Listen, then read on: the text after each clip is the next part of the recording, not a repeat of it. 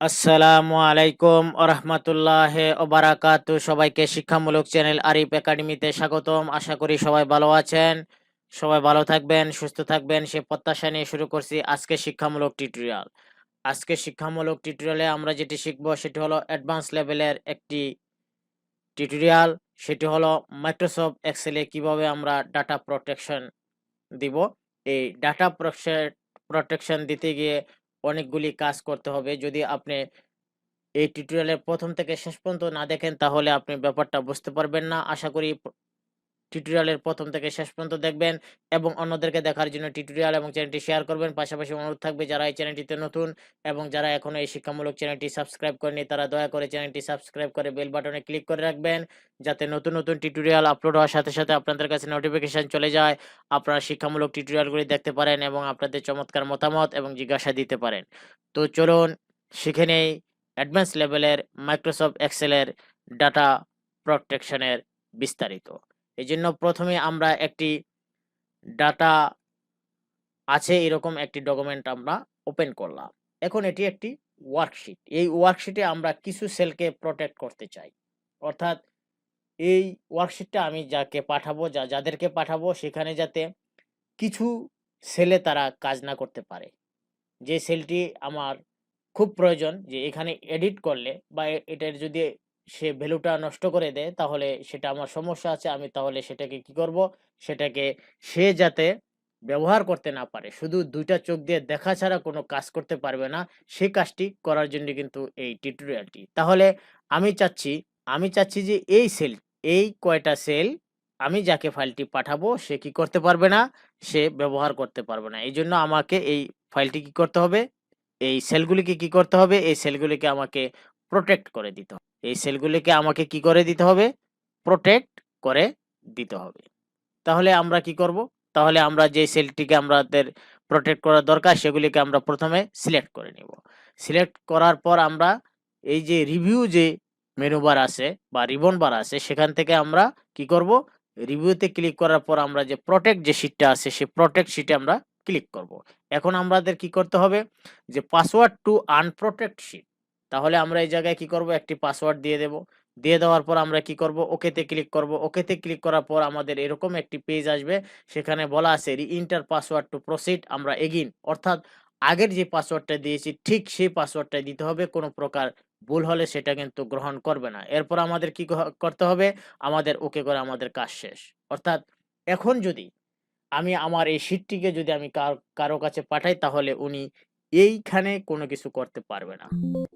এই যে এই জায়গায় উনি দেখুন, এই জায়গায় যখনই উনি কোনো কিছু করতে চাইবে, অর্থাৎ উনি যদি এডিট করতে চায়, যে আমাকে যে ফাইলটি দিয়েছে সেখানে 10 আছে আমি 20 করে দেব। আপনি যখনই 20 করতে যাবেন তখন এইখানে কি করা আছে, ওনার এরকম করা আছে, the cell or chart you are trying to change is on a protect sheet, to make a change unprotect the sheet you might be request to enter a password. সুতরাং আপনি আর কি করতে পারবেন না, এই জায়গায় কোনো কাজ করতে পারবেন না। খুব চমৎকার একটি টিউটোরিয়াল।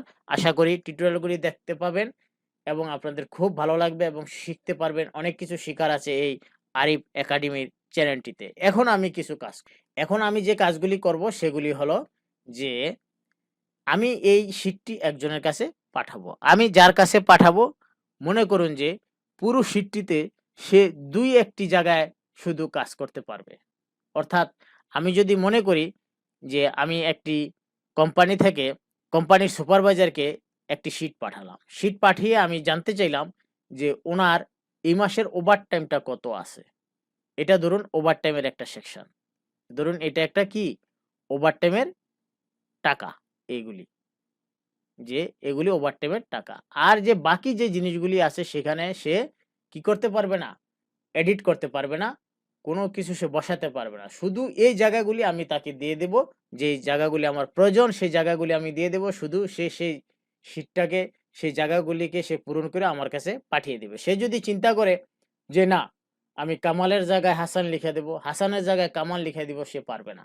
কোনো ডাটাই সে এন্ট্রি করতে পারবে না। শুধু আমি আমার মন মতো যে জায়গাগুলি দেব সেগুলি উনি কি করতে পারবে? এডিট করতে পারবে। সেটি কিভাবে?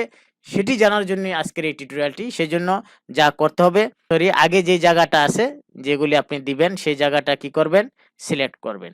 যে জায়গাগুলিকে উনি এডিট করতে পারবে। আমি ১ টা, ২ টা, ৩ টা, ৪ টা, ৫ টা সেল দিলাম। সেল দিলাম। ঠিক আছে? সেল দেওয়ার পর এখন আমাকে কি করতে হবে? এখন আমাকে মাউসের রাইট বাটন ক্লিক করতে হবে। মাউসের রাইট বাটন আমি ক্লিক করলাম। ক্লিক করার পর এখন আমি ফরম্যাট যে সেল আছে, ফরম্যাট সেল ক্লিক করলাম। ফরম্যাট সেলে আমার ক্লিক করা শেষ। এখন আমি যে প্রোটেকশন আছে, প্রোটেকশন এ ক্লিক করব। এই যে লক আছে, এই লকটাকে আমি উঠিয়ে দেব। উঠিয়ে দেওয়ার পর যে হিডেনটা আছে, সেই হিডেনে আমি ক্লিক করে দেব। তাহলে আমি কি করব? যখন ফরম্যাট সেলটা আসবে তখন আমি প্রোটেকশনে ক্লিক করব। প্রোটেকশনে ক্লিক করার পর যে লকে যেটি থাকবে, এই লকটা আমি কি করলাম? সেটা আমি কি করে দিলাম? তুলে দিলাম। তুলে দেওয়ার পর এখন আমি কি করব? ওকে দিব। ওকে, আমার কাজ শেষ।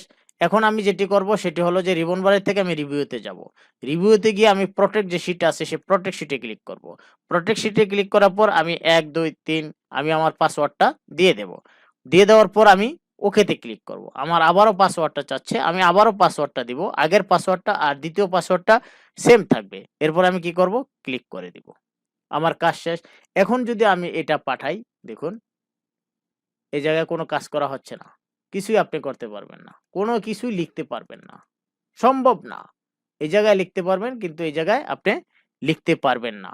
এই ছিল আজকের এই চমৎকার শিক্ষামূলক টিউটোরিয়ালটি। আল্লাহ হাফেজ।